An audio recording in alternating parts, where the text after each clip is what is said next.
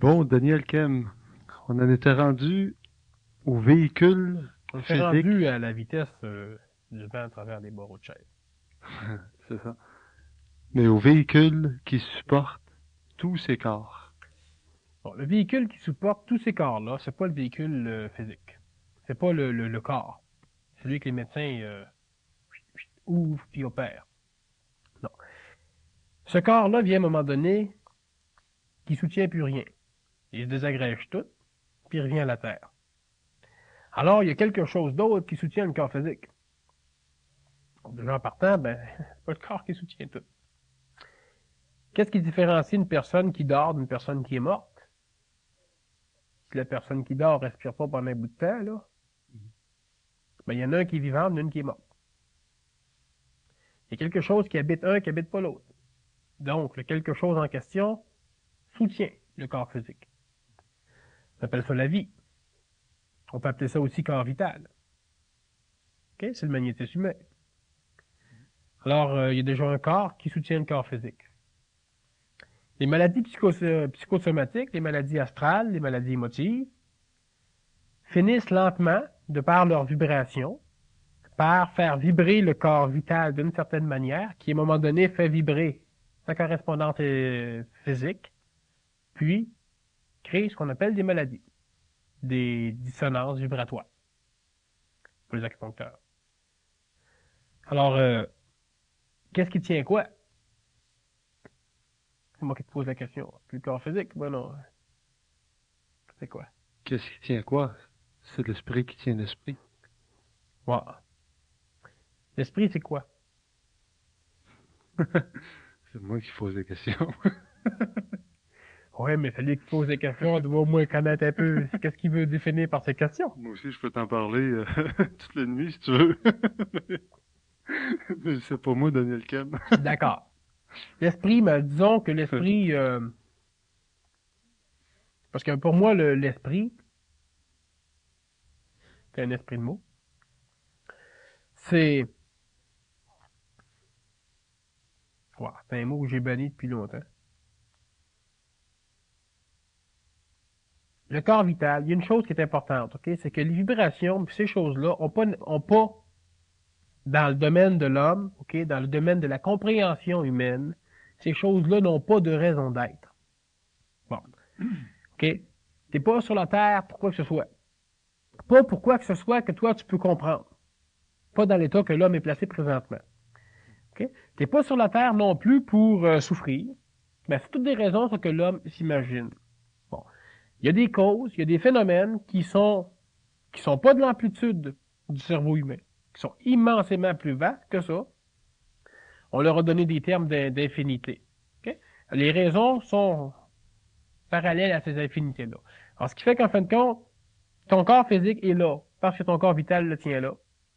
Okay? Ton corps vital appartient à une planète, puis tient la planète Terre agglomérée. Mais ton corps vital existe parce qu'il y a une planète Terre à agglomérer. Puis ta planète Terre existe parce qu'il y a un corps vital qui le tient aggloméré. Bon. La raison là-dedans, il n'a pas nécessairement. Du moins pas, l'homme ne peut pas arriver à comprendre ces raisons-là. On peut en parler, là, mais il va dire que ça ne servira absolument à rien, puis moi, je ne veux pas trop m'avancer dans des choses qui ne servent à rien. C'est-à-dire qu'on peut en discuter dans des réunions de salon, là, on peut en discuter, faire des conférences, faire bien des cassettes, sauf que ça ne servira à rien à celui qui va les écouter. Bon. Présentement, il y a des choses qui sont définies pour l'homme, pour chaque être humain, pour chaque individu. Elle a un passé plus ou moins défini, elle a un avenir plus ou moins défini. Elle peut s'inventer un passé, elle peut s'inventer un avenir, sauf que ces raisons-là, c'est des raisons que la personne elle-même va se donner, elle va finir lentement par s'identifier à ces raisons-là. Elle peut s'en créer une philosophie, une psychologie, une raison d'être. Elle peut s'en créer aussi une raison de se détruire. Okay? Mais ces raisons-là, c'est des raisons qui sont typiques, qui sont limitées par la pensée de l'homme. Les raisons que tu me demandes là, c'est des raisons qui sont à l'extérieur de la pensée de l'homme présentement, à l'extérieur de l'expérience de vie de l'homme, ce qui fait que présentement, elles ne peuvent pas être comprises, sauf par une illumination. Prenons des termes déjà connus, là. À un moment donné, tu as un flash, là, tu vois tout, tu sais tout, tu comprends tout. L'expliquer, ça sert à rien parce que tu peux pas expliquer à quelqu'un quelque chose que la personne ne peut vraiment pas comprendre, qu'elle n'a pas déjà. Okay? Ton corps physique est maintenu par ton corps vital. Ton corps astral, lui, existe même sans ton corps physique. Quand tu meurs, ton corps physique disparaît, ton corps vital est réintégré à la planète, ton corps astral continue. Tes mémoires vont continuer. OK? Les mémoires que tu as, premièrement, tu as une mémoire génétique. C'est une mémoire physique. Qui, elle, va, parlons un peu du principe de la réincarnation, elle va simplement réincarner dans un autre corps, le même corps, elle va partir de sa mémoire génétique, OK, mélangée à une autre mémoire génétique, simplement pour accélérer le processus d'évolution de la matière du corps physique de l'homme, OK, va réincarner, c'est-à-dire va recréer un individu à partir d'un corps qui est mort, d'accord? Oui, d'accord, avec un corps mort. Et puis, l'astral de la planète, toutes tes mémoires, tout ça, OK, tu as une partie de toute façon de ton astral qui va être conservée par ta mémoire génétique. La mémoire est aussi chimique. La mémoire qu'on connaît, là, est aussi chimique. Bon. À un moment donné, ta mémoire astrale, tu reviens au monde. Donc, les deux personnes qui ont créé cet individu-là, ce bébé-là, sont déjà en voie de réincarnation dedans l'individu, dedans le bébé. La réincarnation de l'identité même de la personne. OK? L'identité physique, l'identité vitale, puis tu as des maladies à un moment donné, tu as une identité karmique aussi qui va se lier au nouveau bébé. Des maladies qui peuvent être transmises de génération en génération, des maladies que le parent avait, puis à un moment donné, transfert à l'enfant, des craintes, des peurs, mais ces craintes, ces peurs-là, ça devient une réincarnation, si on pourrait dire, on parle pas de corps, là, mais astral. Alors, ce qui fait que tu as ton nouveau physique avec ton nouveau vital qui vient, lui, OK, des deux parents. Il y a déjà le processus de réincarnation qui est commencé. Toi, quand tu meurs, ton vital réintégré à la planète, la mémoire elle-même du phénomène de ta mort est là. Mais présentement, tout ce que tu dis, tout ce que tu fais est déjà enregistré dans l'astral de la planète, dans la mémoire planétaire. Okay? Cette mémoire-là, c'est la mémoire de l'homme aussi. Donc l'homme y a accès continuellement, par des livres, par des idées, par des vues, par un paquet de phénomènes. Okay? Par des histoires racontées, par des objets, bon, des choses du passé, etc. Cette mémoire-là, c'est pas quand tu meurs qu'elle retourne. Elle est tout le temps là. Le fait qu'on parle présentement, tout ça est enregistré là-dedans. C'est pas quand je vais mourir que ça s'en va là. OK? Cette mémoire-là, ben, à un moment donné, mon individu qui vient de renaître à partir de la mémoire physique, mémoire génétique, mémoire vitale, va avoir un apprentissage. D'accord? Il va avoir une éducation qui est liée évidemment à la famille, qui est liée à son entourage, qui est liée de toute façon à la psychologie de la planète. OK? Puis concentré dans la région où il vit, c'est normal. Ton individu, ben, il finit lentement par avoir un astral qui n'est pas nécessairement celui des parents, parce qu'il est quand même mélangé avec d'autres choses. Et puis, lui, va mémoriser aussi les événements de sa vie. Bon, ce qui fait qu'à un moment donné, tu as un nouveau corps astral qui se développe de plus en plus, tu as de nouveaux concepts, tu as une nouvelle mémoire, typique à cet humain-là, qui est relié quand même à tout ça. L'homme construit toujours sa vie, la base de sa vie sur le sommet de la vie des autres. Hein? Bon. Alors, automatiquement, il y a un transfert de mémoire, il y a un transfert de bagage au niveau psychologique aussi. Comme il y en a eu au niveau physique, il y en a eu au niveau vital. Bon. Au niveau mental, le corps physique a eu de plus en plus un raffinement au niveau du cerveau, au niveau des neurones de l'homme. D'accord? Au niveau aussi de la vitesse avec laquelle les informations peuvent être transférées, c'est-à-dire que de chimiques sont passés à électrochimiques, puis présentement, le fonctionnement des neurones s'en va pour être complètement électrique. Le bébé qui naît, lui, a automatiquement, parce qu'une chose qui est importante aussi, c'est que tout ce que toi tu acquiers dans ton code génétique, c'est transformé de l'intérieur. D'accord?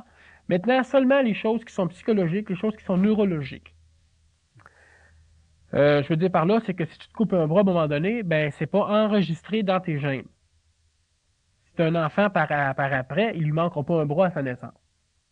Okay? Sauf que les phénomènes neurologiques, neurogéniques, générés par tout le cerveau, ces choses-là transforment lentement le code génétique de l'homme.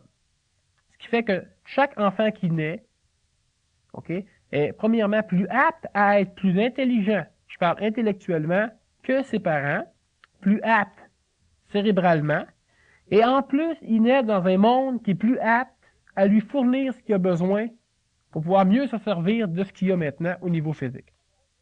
Bon. Alors, ton individu qui vient de naître a une réincarnation de toutes les générations qui viennent depuis que l'homme ressemble à ce qu'on est ici sur la Terre. OK? Et puis, ça forme le corps qu'on a présentement. Psychologiquement parlant, tu as toute la mémoire de la planète qui lui est donnée. Lui, il a la capacité de se servir de certaines parties de ces mémoires-là.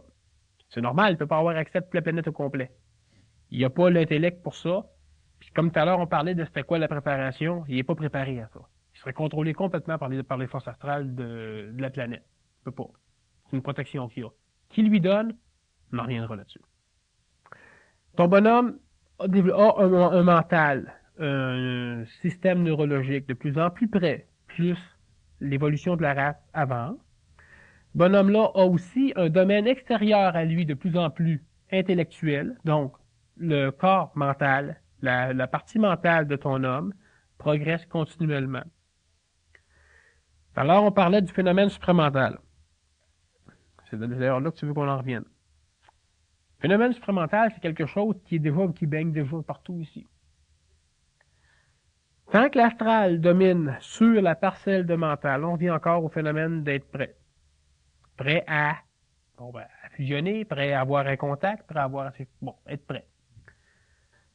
Dans ton évolution de tout ton bonhomme au complet, de ton enfant qui grandit, qui arrive à un état adulte, si l'astral, puis de moins en moins d'ailleurs, l'astral va pouvoir contrôler le mental. Par contre, l'astral va être capable de se servir du mental pour avoir encore plus rapidement, puis de meilleure qualité ce qu'elle veut avoir. Il y a un moment donné où c'est que ton mental, par vibration, tous ces corps-là vibrent de plus en plus vite, de plus en plus, on pourrait dire parfaitement, mais c'est pas parfait, de plus en plus vite simplement. C'est plus peu, c'est plus rapide. Okay?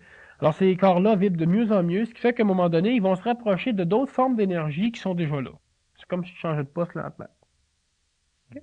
Alors ce qui fait qu'à un moment donné, ces formes d'énergie-là vont commencer à pouvoir venir traverser le corps mental. Ou si c'était mieux, ils le traversent présentement encore, mais à un moment donné, en traversant, ils vont pouvoir élever certaines vibrations mentales, parce que ces vibrations-là sont presque similaires à la force qui les traverse, qu'on appelle le supramental. Si l'énergie qui est toujours là, qui est toujours présente, comment ça se fait que ça ne pénètre pas plus que dans 1% du cerveau? Ah, ça, 1% du cerveau... Einstein, il y avait Oui, non, on est supposé avoir 10%, mais Einstein avait 30%. Non, c'est que ça pénètre dans énormément d'autres parties du cerveau. La seule chose qu'il y a, c'est que présentement, le cerveau de l'homme, il a beau être gros, mais l'homme n'a pas la capacité de pouvoir prendre conscience des autres parties du cerveau. Mais il n'y a rien qui dit que ces énergies-là ne traversent pas 100% du cerveau humain, sauf dans quel pourcentage ou dans quelle partie du cerveau humain que ces énergies-là peuvent laisser leur trace. Bon. Présentement, ça peut être, à un moment donné, tu vas dormir, puis tu vas avoir certaines choses. Okay? Il y a une partie de ton cerveau, il y a une partie de ta psychologie qui est normalement mise en action pendant ton sommeil, qui, elle, peut être teintée.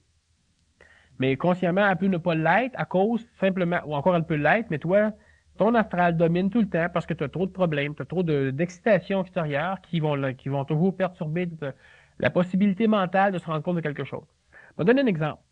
Quand l'énergie supramentale te touche, c'est la même chose que si tu avais, la même chose, là, pas s'entendre, là, mais c'est la même chose que si tu avais un contact physique. On a des sens. Okay? On en a un certain nombre. Mais le fait que tu ne portes pas attention, le fait que tu ne sois pas équipé pour porter attention à certains sens, fait que ces sens-là, pour toi, n'existent pas. Bon.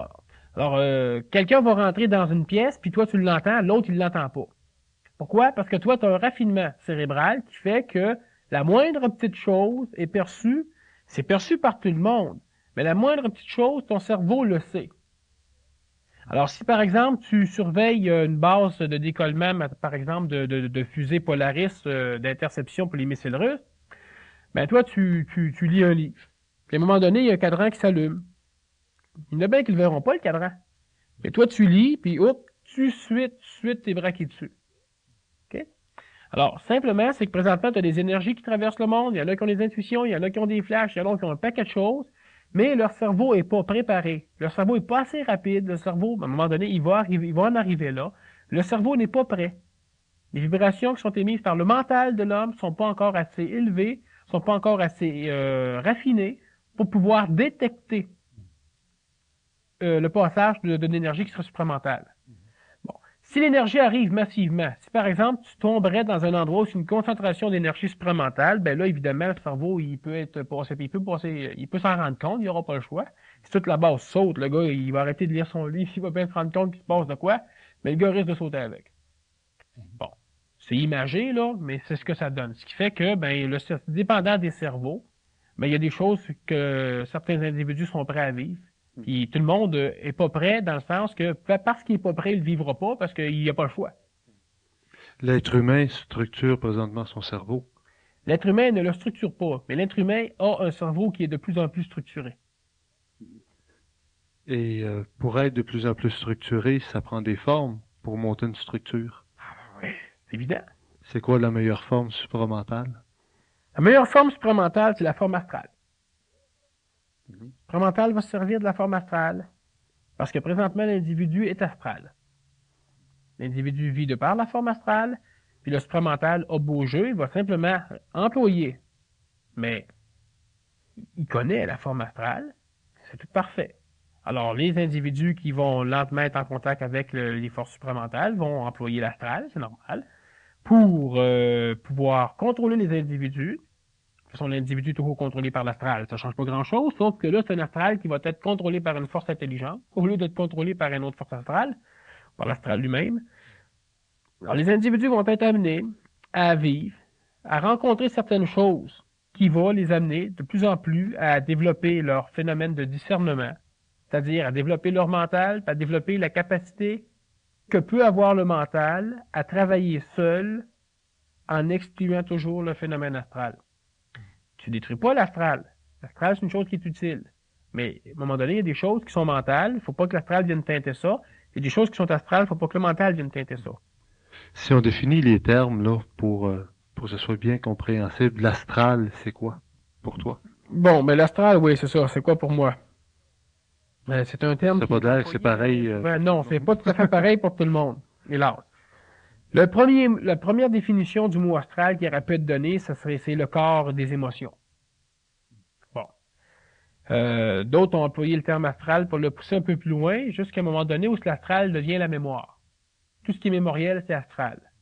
En réalité, l'astral, c'est un autre phénomène dans lequel c'est le seul corps, le seul phénomène dans lequel peut s'insérer la mémoire. L'astral, c'est pas la mémoire. Mais la mémoire ne peut pas faire partie d'autre chose que l'astral, parce que seulement dans l'astral que la mémoire peut être fixée. Alors, l'astral, c'est pas le corps mémoriel. Le corps des émotions, mais l'astral se rapproche beaucoup des définitions du corps des émotions, quoique les émotions sont créées par la mémoire. L'astral, c'est pas non plus le corps des émotions. C'est une chose, un corps, une vibration. On a toujours des corps, là, en rapport au corps physique, là, c'est imagé encore une fois. L'astral, c'est quelque chose qui est pur, qui est bien correct, qui est bien parfait, qui s'engendre merveilleusement bien avec d'autres formes d'énergie, qu'on appelle mentale ou qu'on appelle vitale, en connexion avec le physique. Sauf que c'est on pourrait dire ça, les impuretés, la mémoire, les émotions, qui sont une réaction de la mémoire, mais qui, en fin de compte, suscitent d'autres mémoires, mémoires émotives. Une mémoire qui est expérimentale, mais à un moment donné, tu as des mémoires qui sont émotives, de par l'expérimentation, mais quand même qui différencient d'autres choses. T'as plus peur d'un fait, mais t'as peur d'avoir peur d'un fait. T'as peur, en tout cas, tu veux désirer telle joie, mais c'est plus une chose qui est matérielle, c'est quelque chose qui devient de plus en plus abstrait. Alors ça teint ton astral. Puis l'astral a souvent désigné le corps des émotions ou encore la mémoire, mais l'astral c'est quelque chose d'autre chose, c'est quelque chose d'autre. C'est une entité. On pourrait par exemple dire aussi pur que ton corps physique, s'il n'y a pas toutes les cochonneries, s'il n'y a pas de maladie, s'il n'y a pas de nicotine, s'il n'y a pas d'un paquet de cossins dans le corps physique, ben le corps astral c'est quelque chose avec qui est vibratoire, qui est absolument important, qui n'est pas à détruire.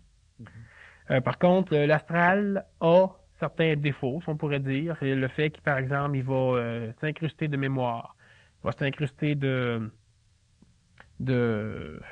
mémoire qui crée des habitudes. Oui, ben la mémoire, l'habitude ne peut pas être autrement que mémorielle. C'est le fait de répéter la même chose. Si tu n'as pas de mémoire, de toute façon, même si tu répètes la même chose, c'est pas une habitude. C'est peut-être pour ça que c'est si dur de découvrir ce qui n'est pas encore découvert. Ben, ce qui arrive, oui, c'est parce que non. L'habitude ne t'empêche pas de découvrir ce qui n'est pas découvert.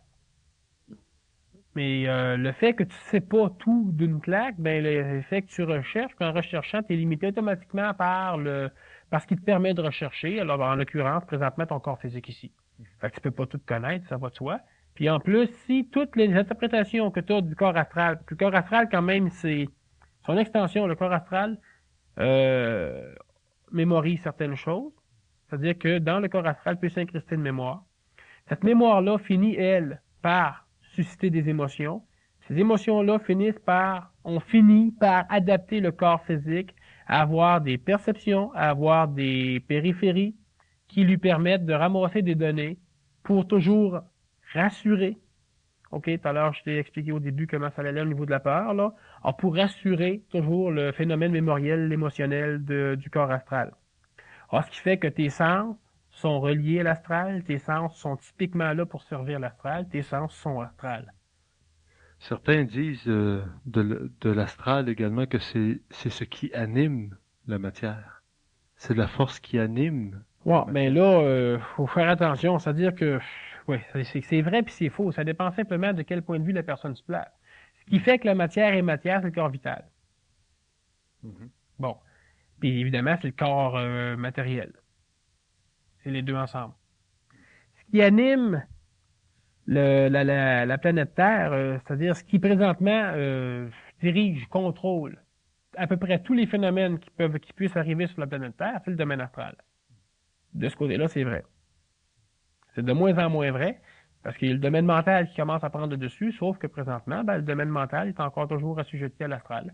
C'est-à-dire que le domaine mental travaille en fonction de mieux servir l'astral. Mhm. Phénomène émotif de l'astral. Comment se détacher de ses émotions? Ben, vois-tu, c'est que le fait de vouloir se détacher des émotions, ça est déjà une émotion. Si je désire ne plus désirer, ben je désire déjà en partant, alors ce qui fait que si je veux me détacher de quelque chose, ça va automatiquement engendrer le fait que je ne veux pas ne pas me détacher, je veux ne pas me détacher. En tout cas, bref, si je veux m'en détacher, je veux m'en libérer, je veux pas rester pris avec. Bon, ben, ça va créer automatiquement encore un autre peur, un autre stress, une autre crainte, qui va engendrer une autre émotion, ce qui fait que si tu veux te détacher des émotions, ben t'es bien mal parti, t'es déjà en train de te lier aux autres. Et comment te libérer de tes émotions? Ouais. À un moment donné, t'es libre. Comment t'es libre? Parce que tu l'es. Il y a une conférence que je fais 3 semaines, dans je ne sais plus combien de temps, c'est la psychologie de la libération. C'est justement de ça qu'on va parler. On est toujours trop tôt à soir. Oui. Ma soir, c'est quand même un résumé. Mais tu peux pas arriver à te libérer. Tu peux être libéré. Tu peux être attaché. Mais si tu dis tu peux être libéré, cela sous-entend Moi, que ce que je dis c'est souvent, quelque chose qui te libère. Ou c'est quelqu'un, ou c'est des forces qui te libèrent. Si non. tu dis tu peux être Là, je libéré. parle que tu peux être libéré, puis je parle de ça à un individu qui dit que lui, il veut se libérer. Mhm.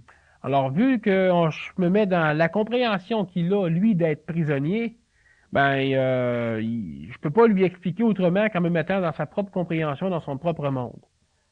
Si je dis à cet individu-là qui se sent attaché puis qui est pris par les émotions, qu'en réalité, il est pas pris, qu'il est pas attaché puis qu'il a rien qu'à être libre, ben, c'est comme ceux qui recherchent à être heureux. Quand je leur dis, ben, merde, arrêtez de vouloir être heureux puis soyez heureux, c'est pas compris. C'est joli, c'est bien dit, mais ça libère pas. Parce qu'il n'y a pas de la compréhension qui va avec ce que je dis. Alors, te libérer de tes émotions, à un moment donné, tu es libre.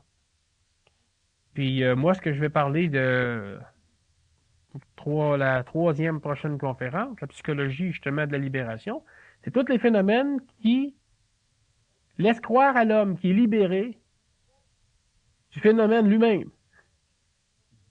Alors, il y a quelque chose qui dit à l'homme que l'homme est libre de ce quelque chose-là. Puis l'homme ne peut pas être libre. Puis quand l'homme veut être libre, c'est encore sur quelque chose-là qui fait signe à l'homme qu'il faut qu'il se libère. Il est toujours contrôlé, toujours pris. C'est compliqué, c'est pour ça que j'en fais une complète, 2 heures là-dessus. Ben, c'est parce que c'est quelque chose. C'est quoi, c'est quelque chose? C'est le phénomène émotif pour l'instant, le phénomène astral. Phénomène physique aussi un peu, mais présentement, surtout le gros problème de l'homme, C'est pas tellement le phénomène physique ni le phénomène vital, c'est le phénomène astral, le phénomène des mémoires astrales, des mémoires humaines, de l'émotivité, des émotions, puis le contrôle qu'a cette impureté-là astrale sur la possibilité du travail mental de l'homme. Puis quand le mental de l'homme a fini par être libre, ben à un moment donné, il va commencer à être teinté par un autre phénomène qu'on appelle le phénomène supramental. L'homme est encore assujetti à d'autres forces, l'homme est encore sous le contrôle, mais c'est des forces qui sont de plus en plus intelligentes qui vont contrôler l'homme. Le supramental, c'est toi? Ça fait partie de... Je sais pas que c'est toi. Elle a répondu oui, là, mais en tout cas, c'est pas ça la question. Le supramental fait partie de toi? Le supramental, c'est comme de l'eau dans l'océan. Fait que ça baigne chaque goutte d'eau. C'est tout mélangé à ça. Le supramental, c'est une forme d'énergie qui est ici présentement, qui à un moment donné peut être concentrée comme la forme astrale peut être concentrée. Tu peux finir par penser à un cheval, penser à une table, par exemple, à un moment donné, puis réussir à la fabriquer matériellement, ta table. Bon. Alors, le phénomène astral aussi, le phénomène supramental, c'est quelque chose qui baigne, qui est dans l'univers. C'est pas quelque chose qui, à un moment donné, tu vas aller prier dans une église, puis qui va descendre sur toi. Exactement, c'est ce qui est. C'est toujours ce qui est. C'est Il ce peut être qui est. concentré. Il va l'être de plus en plus concentré. Et l'être humain qui est Oui. quoi? Ben, il est. Tu l'as dit toi-même. Il est quoi? Il est. Il est. Ben oui, je peux te dire ce qu'il n'est pas, mais je peux pas te dire ce qu'il est. Il est... Ou si tu renverses la chose, est-il? Est-il? S'il est, il est. Ouais. Non, l'être humain, il est. Mm. Bon. Ça exclut simplement tout le vocabulaire qu'on a pour le définir. Parce que ce vocabulaire-là, c'est un vocabulaire à polarité. Bon. L'homme parle, ses paroles sont toujours polarisées. Par des émotions, par des impressions, par des idées, par des concepts, par des interprétations. Alors, si quelqu'un est dans la réalité même de son état, de son fait, là, qui est présent là, tous ses corps en sont conscients, la personne elle est, puis on ne peut pas tellement définir. Je peux te dire qu'elle n'est pas pure, qu'elle n'est pas sale, qu'elle n'est pas Dieu, qu'elle n'est pas l'univers, qu'elle n'est pas petite, qu'elle n'est pas grande, qu'elle n'est pas loin, qu'elle n'est pas proche, qu'elle n'est pas haute, qu'elle n'est pas basse. Ben, on de la conscience, ça veut dire tellement de choses pour tellement de religions, tellement de philosophies. On est loin en tabarouette du phénomène d'être, du phénomène de compréhension totale. On essaie de l'expliquer, mais en l'expliquant, on ne peut pas faire autrement que d'interpréter un fait. Quand tu prononces le mot « regarde le beau cheval », ben cheval, en partant, c'est l'interprétation de l'objet que tu veux que je regarde. Ça peut pas être l'objet. Oui, mais Ça regarde... peut pas être un état non plus. Ouais, mais regarde comme les anciens, disons, un exemple, qui ont donné les bases sur l'astrologie. Oui. Ils regardaient telle planète, Vénus. Mm-hmm. Ils prenaient leur conscience et ils projetaient leur conscience et effectivement, ils voyaient tout ce que la planète dégageait. Là, Ouais. ils revenaient, mais ils revenaient sans être partis. Hein? Ils revenaient et ils donnaient les bases de l'astrologie. Ouais, mais encore là, ça dépend toujours du point de vue où se qu'on se place. Parce que ces bonhommes-là projetaient leur conscience. Mais il n'y a rien qui dit non plus que la connaissance leur était pas projetée en une phase. Puis qu'eux autres s'imaginaient qu'eux autres, ils projetaient leur conscience. Bon, Tu sais, je veux dire, c'est qu'à un moment donné, ces individus-là étaient capables de projeter leur conscience pour aller voir Vénus, mais ils n'étaient pas capables de projeter leur conscience pour essayer de voir ce que leur femme faisait pendant ce temps-là. Parce qu'elle était tannée de les voir projeter leur conscience sur Vénus. Il y a des choses que ces hommes-là ont pu savoir à un moment donné. Il y a des connaissances qui ont été transmises à l'homme. Mais de là à savoir si l'homme se projetait ou quelque chose comme ça pour aller voir. Ça, c'est intéressant. Pourquoi qu'on cherche l'éternel? Ben, parce qu'on sait qu'on est mortel. Quand on vit, c'est facile à voir, on meurt. Ouais, mais c'est ça. Mais pourquoi qu'on cherche l'éternel, mais qu'on ne s'occupe pas de ce qui est mortel à côté de nous? Ben, vois-tu, pour la simple raison que ce qui est mortel, on peut pas s'en occuper dans le sens que ce qui est mortel va mourir. Si on essaye d'aller voir quelque chose que, selon notre conscience, peut être immortel en comparaison avec nous autres mêmes qui est mortel, on a découvert l'immortel parce qu'on s'est rendu compte qu'on mourait. Ben, en recherchant quelque chose d'immortel, on s'imagine automatiquement que si elle est différente de nous autres, elle est automatiquement supérieure à nous autres. Si elle est supérieure à nous autres, ben peut-être qu'elle peut venir nous aider. Bon, fait qu'on passe nos vies à pas vivre, mais à avoir peur de la mort, Ouais. parce que je parle de l'époque, aujourd'hui on commence maintenant à oublier ça. Ouais, J'ai évidemment. peur pareil, sauf qu'on le relègue. Ouais. Bon, on en a peur. T'as peur de la mort si tu vis d'une certaine forme d'ignorance. Ouais, mais à un moment donné, quand tu vas te rapprocher de la mort, on en reparlera. Si tout est vivant, la mort n'existe pas. Oui, mais c'est ça, c'est si. Tant que ton concept, tu y crois, il n'y a pas de problème, tu n'auras pas peur. Mais C'est quand tu ça. commences à mourir, tu vas dire, tu si tout est crois, vivant, puis moi je meurs, exactement. Mais si tu sais, si tu sais, il y a des fortes chances que tu meurs pas. si tu sais, tu es. Il y a des fortes chances que tu meurs pas. Exactement. Fait que toi, t'as plus le problème Mais de ça, c'est la intellectuel conscience en de la maudit, ce qu'on mort. dit là. Pas tellement utile pour grand monde. Mm. Fait que revenons à la terre. À un moment donné, il y a des choses qui vont se passer, sauf qu'en attendant, faut pas qu'on parle du but. Ça, que certains appellent le but. Faut pas qu'on parle non plus de certains états qu'on va passer avant d'arriver à là. Faut qu'on parle de l'état présent. Oui, puis non, faut pas parler du but. Parce que On engendre des si tu ne désirs, parles pas du but, c'est comme si tu dis, vendez pas ta salade. tu veux aller acheter quelque chose dans un magasin à Montréal, mais tu pars, mais tu sais même pas où, Et c'est qui est justement, Montréal, fait que tu pars où, tu vas tourner en rond longtemps. oui, Si tu as un but, tu sais exactement où aller, tu y vas directement. oui, mais une chose qui est importante, c'est que ton but, par exemple, c'est Dieu. Tu pars, tu t'en vas chercher Dieu. Mais tu sais qui Dieu? Tu sais pas c'est qui Dieu. Tu l'as jamais vu, tu le cherches. Si tu sais pas c'est qui Dieu, comment tu peux savoir que ce que tu vas trouver, ça va être ça? Tu le sauras jamais. Même si tu le trouves, tu pourras pas le savoir parce que tu sais pas c'est qui Dieu. Je dis souvent, moi, je présente souvent ça avec mon bonhomme, là, justement, qui s'allume une chandelle, puis là, qui cherche du feu dans la noirceur pour cuire son repas. Mais s'il avait su c'était quoi le feu, il aurait pu, tu sais, bon, ben, tu pars pour aller chercher un but. Moi, je veux pas vendre de salade, pour la simple raison que le monde, ils sont libres. Si je commence à vendre de quoi, je crée une autre forme, je crée encore un paquet de choses, des concepts, je leur inculque un paquet d'affaires. Ils vont me suivre, c'est bien beau, mais la compréhension viendra jamais du fait que ce monde-là me suive, même si j'aurais la réalité ou la vérité avec moi. Parce que moi, je vais l'avoir, pas eux autres. Moi, quand ils vont mourir, eux autres, ils vont tous broyer. Puis eux autres, leur connaissance va toujours s'arrêter, leur possibilité d'enseignement, leur possibilité d'inculquer dans leur vécu, toutes ces connaissances-là, ça va toujours s'arrêter, ça, au maximum de ce qu'ils ont pu mémoriser, de ce que moi j'ai pu dire. Alors, ce qui fait qu'en partant, ils sont toujours pognés. Parce que même si tu aurais une limite, mettons, tu as une limite de cerveau de 10%. Mais c'est une limite. S'ils servent de 100% de leur cerveau, c'est encore limité. Ben, c'est une limite si tu crois justement que c'est une limite. Oui, mais Si même tu si tu sais- ne crois pas que c'est une limite, n'empêche pas que c'est une limite pareille. Tu ne marcheras pas plus sur l'eau. Et si tu comprends pas ce que je te dis, parce que tu acheter ma salade, ben, oui, mais il y en a beaucoup qui sont noyés. Ceux qui l'ont fait, ben, il m'a dit franchement, ça ne veut pas dire qu'ils ont compris. ceux qui l'ont fait, c'était quand même des êtres très intelligents qui avaient une grande conscience. Ce n'est pas le fait tu sais, de dire que tu passes beaucoup de temps. On a vu des saints faire de la lévitation à Torvis, hein, parce qu'ils tripaient sur une passage de la Bible. Il m'a dit franchement, entre faire de la lévitation, marcher dans l'air ou marcher sur l'eau, pas grande différence. Puis le gars n'était pas plus intelligent pour ça.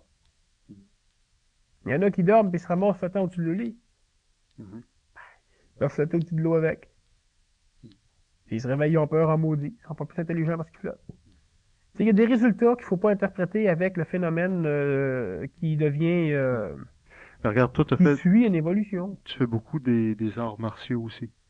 Mettons, je fais dans le sens de pratiquer, oui.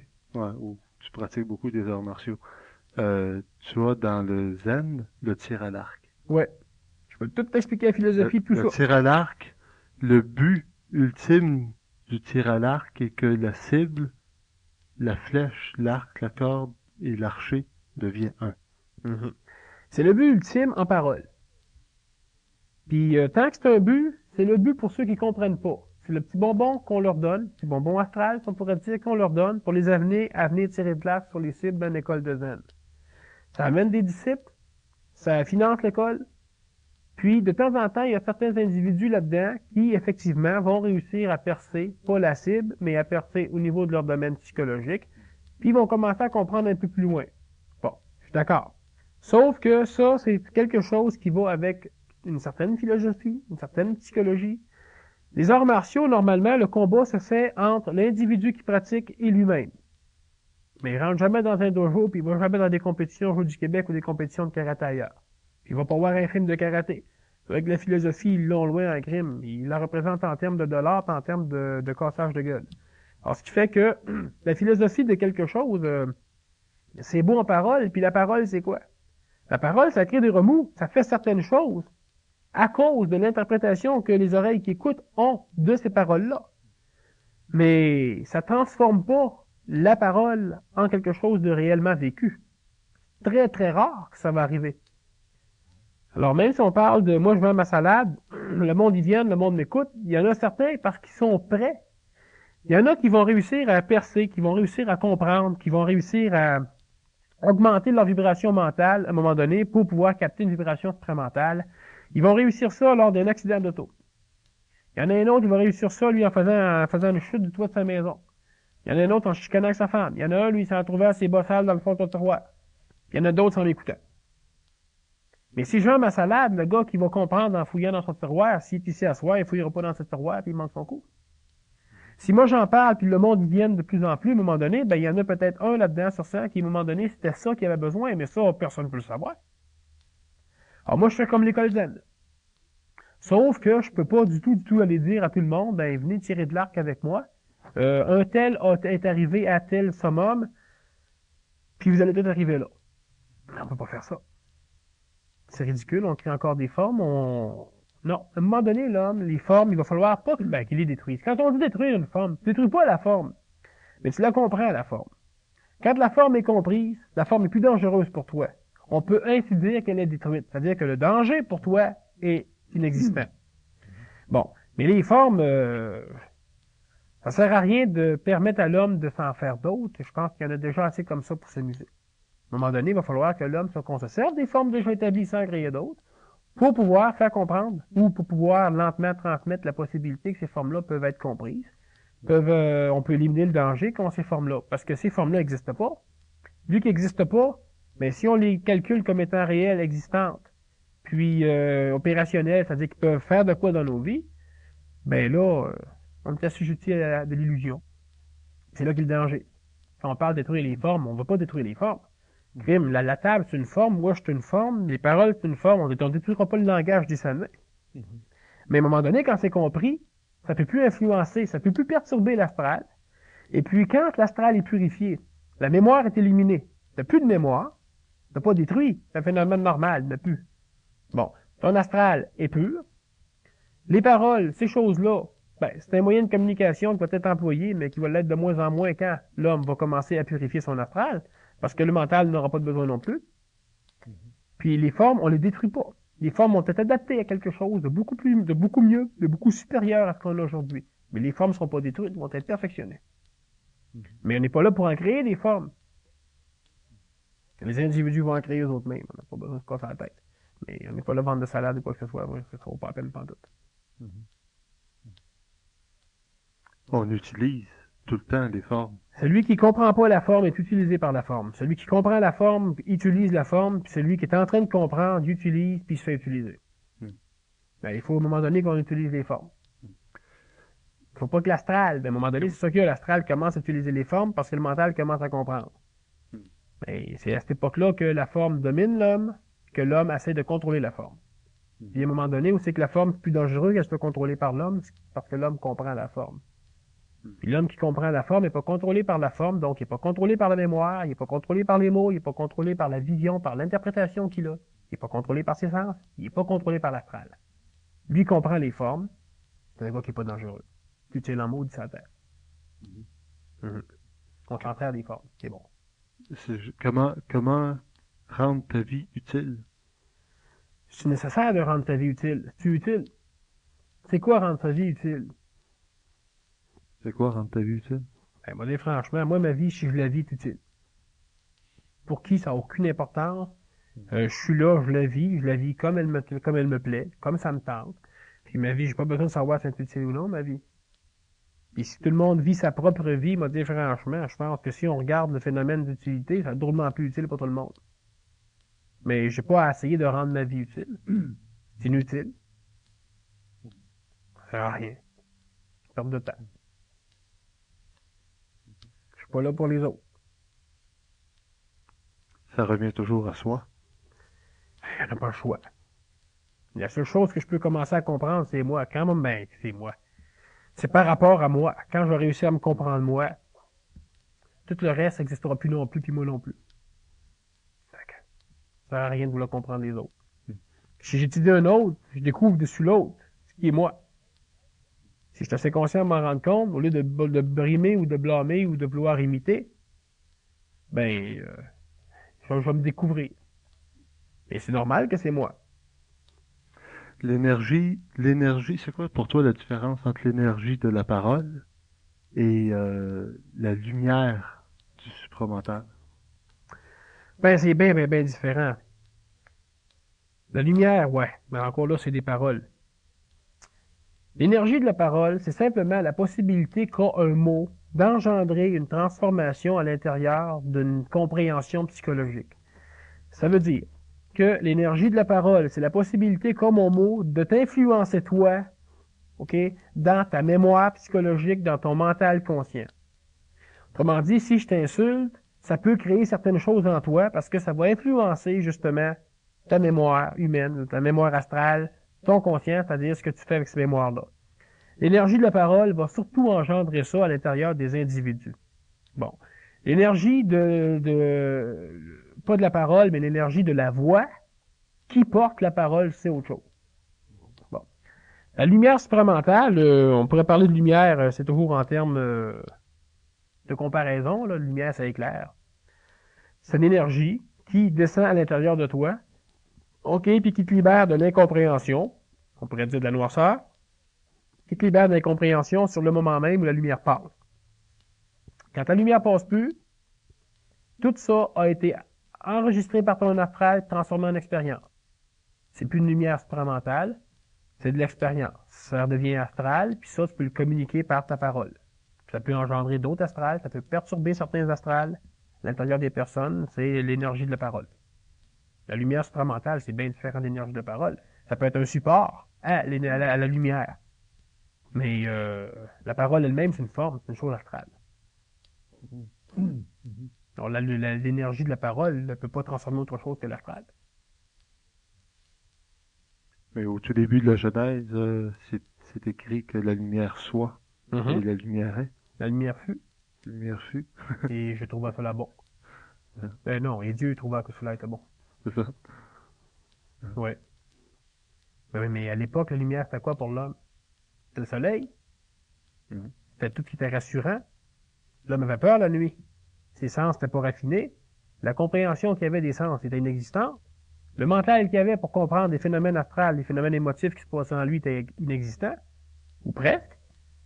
Alors, c'est normal. Quand l'homme voyait clair, ses sens étaient efficaces. L'homme pouvait voir de quoi. Puis tout ce que l'homme n'a pas pu comprendre, il l'a donné à cette lumière-là. C'est-à-dire que c'était Dieu qui créait ça, c'était la lumière. C'est une interprétation, c'est une chose, une interprétation d'un fait qui était bon à l'époque, qui était enregistré dans la Bible, qui était utile à l'homme pendant des milliers d'années.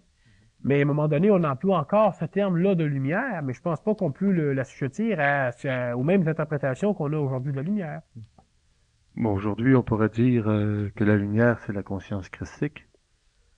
Ben, on peut dire bien des choses, mais christique, ça voudrait dire quoi? Quel rapport au Christ? Christ, ça veut dire sauveur. Sauveur, c'est un terme astral. On peut aller loin, tu sais, c'est ça qu'il y a. C'est que, mettons, quand tu dis que telle chose, ça peut avoir rapport à telle chose, si tu l'enseignes, tu le définis comme il faut, oui, ça peut avoir rapport à ça. Mais on peut pas le dire comme ça. Ça peut, puis ça peut le pas. Il faut définir toujours toutes les choses. Ben, c'est normal. Sans ça, ben, on peut pas arriver à se comprendre.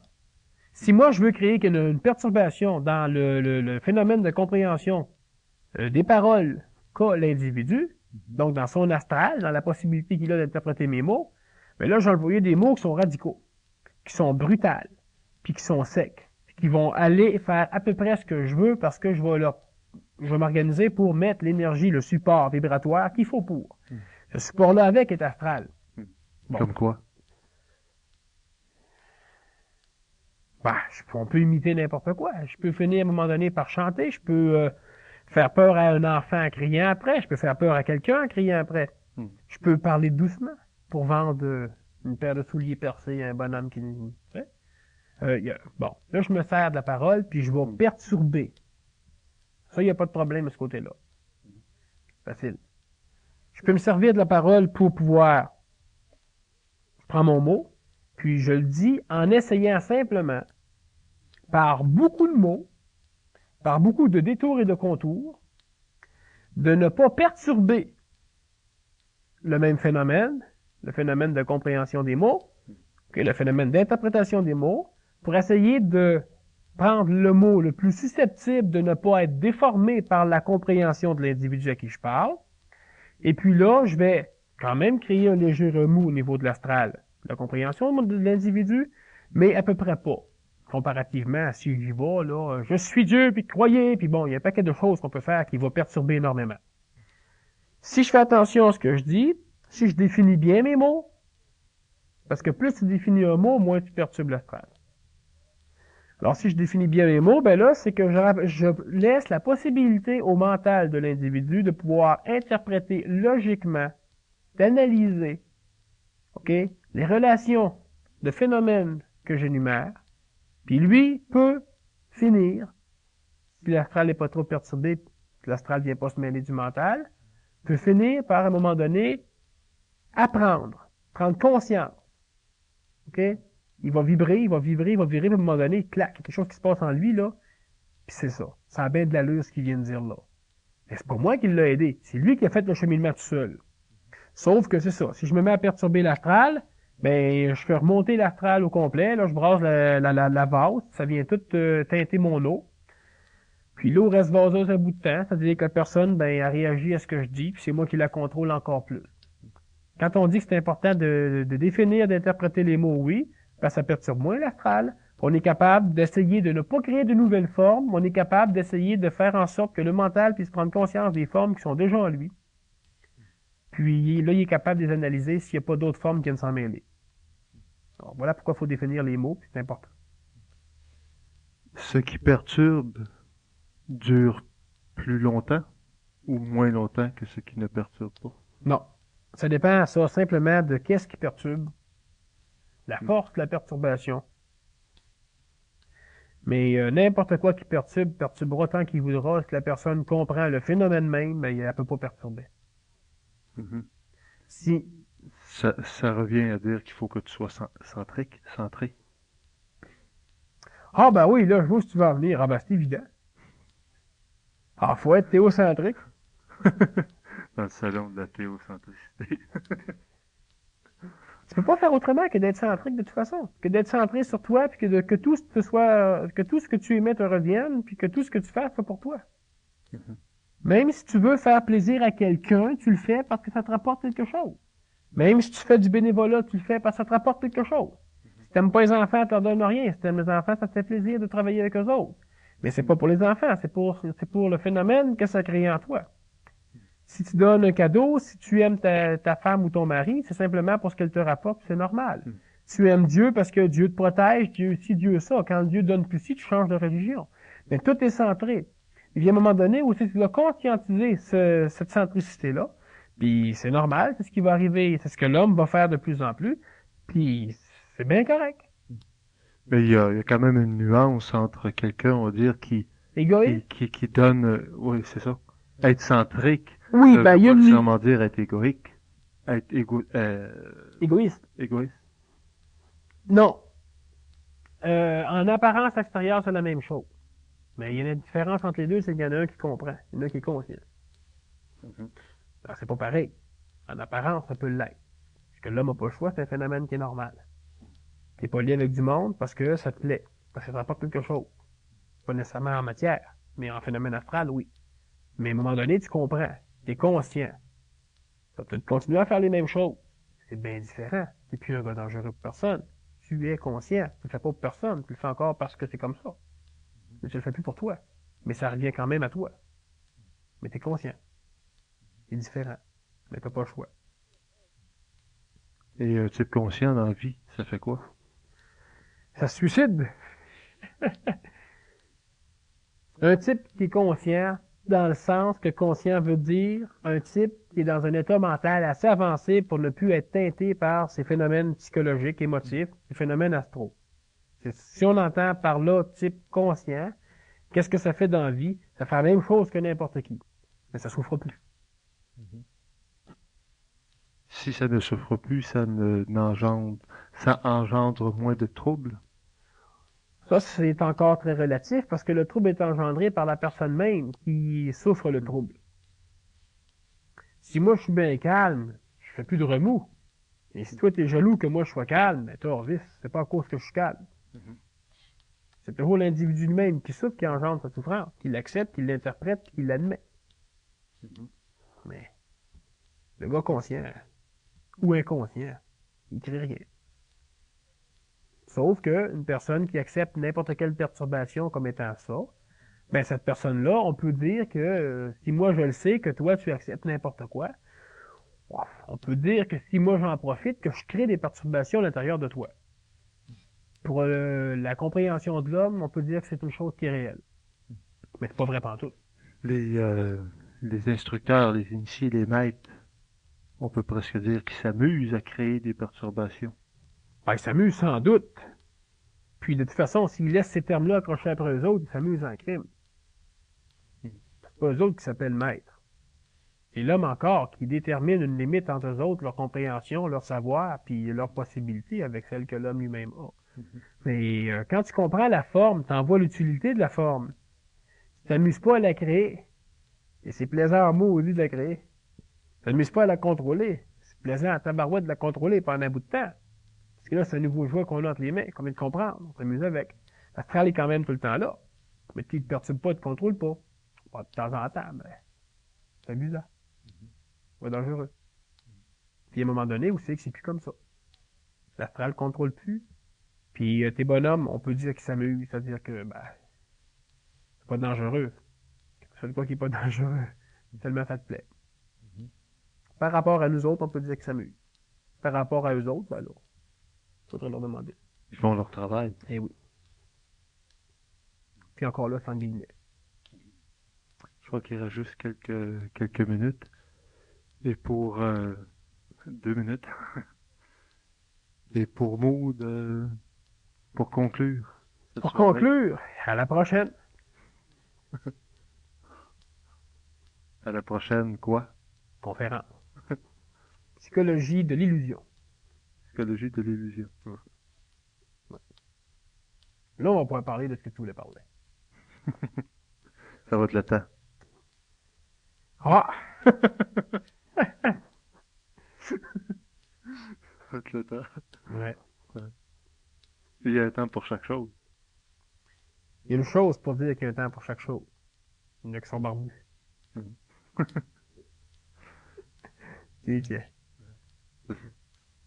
Ok. Merci beaucoup, Daniel. De rien, Pierre.